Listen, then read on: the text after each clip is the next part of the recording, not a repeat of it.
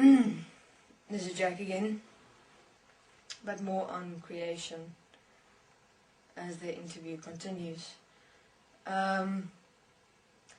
So basically, what did Anu want? He wanted his design with the help of the Syrians to exist to a certain period here on earth, a period of evolution, a period where his creation as him will prepare the way before him so that he is able to return and manifest himself as his own creation, as the God of his own creation here on earth, so that him and his entire race may manifest here because of the gold. It was all about the gold. And Syrians liked it, of course, because Anu promised the Syrians that they and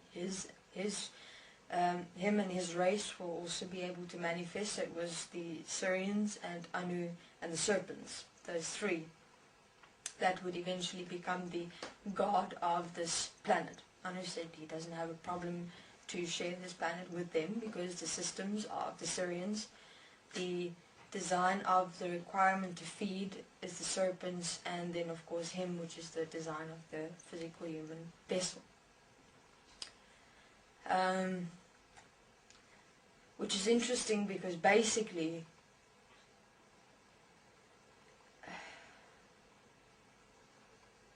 that would be the forming of the trinity of the enslavement of mankind with those three.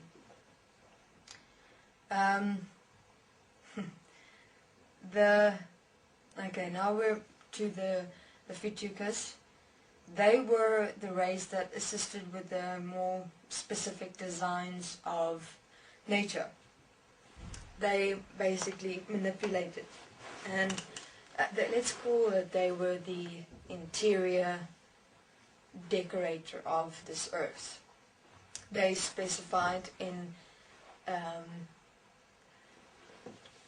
you have clay, and you are able to make the most beautiful shapes and forms with clay, specific shapes, however you wish and desire it to look like. So basically to them, in terms of the expression of this planet, nature, they were able to form it, play with it, design it into a specific expression.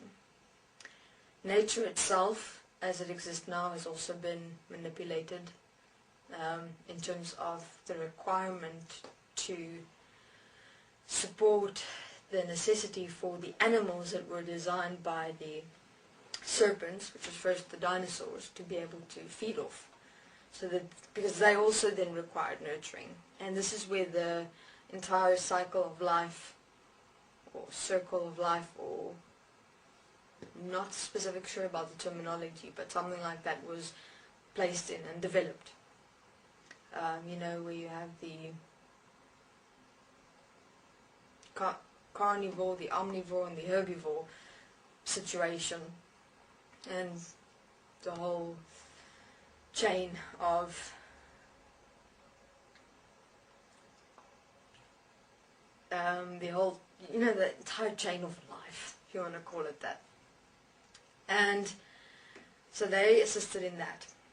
So you had the human physical form feeding off the animals feeding off the plants, and the plants of course were to an extent fine still. They still remain in their expression of breathing and nurturing themselves, having the abilities to sustain themselves.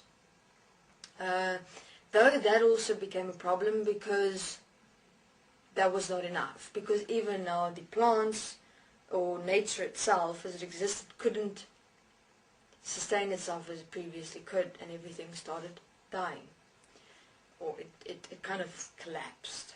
It started disappearing, the expression.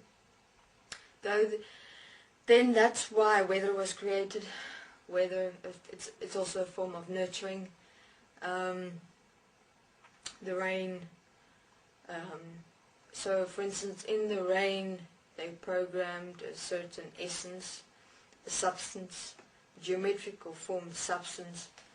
If you look at water drops, they have a specific geometrical structure, snow, etc. And thus from there they programmed in the nurturing for these nature expressions, because of the manipulation they had to undergo to be able to feed the animals, which is basically the dinosaurs at the time, so that the human beings are able to eat. And therefore, the first test run, they decided, let's do this test run, which was what you would refer to as the ape man and the dinosaurs, the prehistoric era. That went on for a few billion years. But remember, in terms of the Anunnaki during that time, it's not really very long at all. It's not. There's one thing the Anunnaki, the Sirians, and the serpents were great at, was patience. If you have patience, as much as they did, I'd say you're very dangerous. Because how long has it been that man existed in this world? And all of this had been a plan to prepare the way for the Anunnaki, the Sirians, and the serpents to be able to once again come and manifest here in this world within the systems that have been placed in with you in one moment, to program you again so that you may prepare their kingdom, their city, to be able to manifest in this world, to exist in this world. That's patience. So now you're probably asking, but Anu obviously still exists. Yeah. After we realized that the belief of the requirement of gold to exist was just a belief. It wasn't really so. But all is specific. You know, sometimes I actually laugh at everything to a certain extent. You know, it's not a funny situation. I understand. Please don't get me wrong.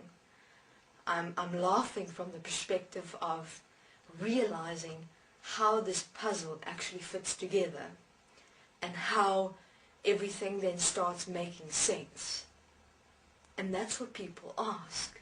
They want to make sense of the reason for what's going on here. Why they're here. Why is all of this happening? There must be a reason. And as the story flows, you'll see.